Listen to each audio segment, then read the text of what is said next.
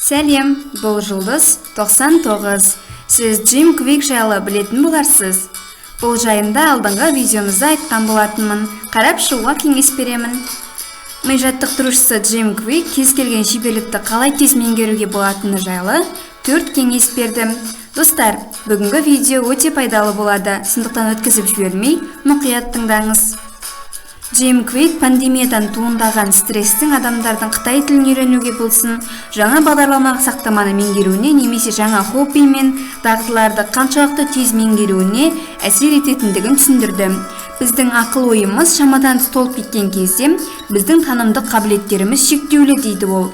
Миға жаңа ақпарат ағымын тезірек жеңуге көмектесу үшін ол 4 ережені ұстануға кеңес береді.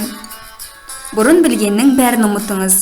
Бір нәрсені үйрену үшін алдымен білетін нәрсені ұмытып, миыңызды тек ашық кезде жұмыс істейтін парашют секілді қарастыру керек деп түсіндірді Квик. Ол сатылымда 20 жылдық тәжірибесі бар адамды мысалға келтірді.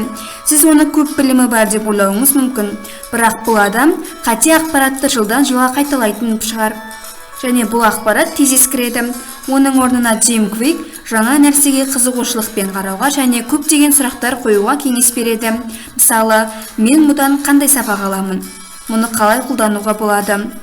Мұны неге қолдануым керек немесе мен мұны қашан қолдануым керек? Белсенді болыңыз.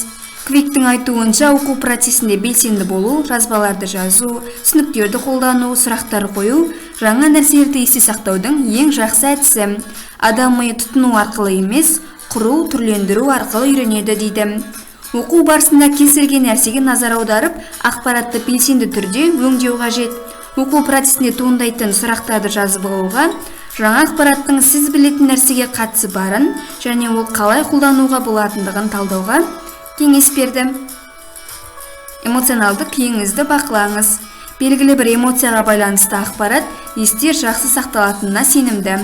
Егер сіз үйрену кезінде жалықсаңыз, бәрін ұмытып кетуіңіз мүмкін.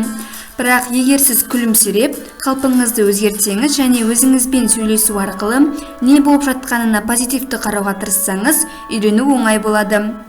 Ризашылық сезімі сізге көптеген жағымсыз эмоцияларды жеңуге және миыңызды қалпына келтіруге көмектеседі.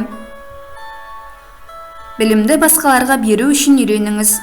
Жаттықтырушы болу үшін сізге осы тақырып бойынша ақпаратты тұтыну қажет деген сияқты қолданыңыз. Оның айтуынша бұл ойлау сізге түсінікті сұрақтар қоюға және 2 есе ынталы түрде үйренуге көмектеседі. Сіз басқаларға үйрете алатындығыңызды түсінген кезде жаңа дағдыларды табысты меңгересіз немесе ақпаратты есте сақтайсыз. Бар болғаны осы қарапайым 4 ережені ұстана отырып, сіз кез келген жаңа нәрсені оңай әрі қиындықсыз меңгере аласыз. Кез келген нәрсеге жол қарапайым нәрседен басталады. Осы 4 ережені өміріңізге жақсы әдет ретінде енгізсеңіз, өкінбейтініңізге сенімдімін. Күніңізге сәттілік тілеймін. Видео пайдалы болса каналыма жазылып, лайк басуды ұмытпаңыз. Достарыңызбен бөлісе жүріңіз. 99 бен бірге дамы.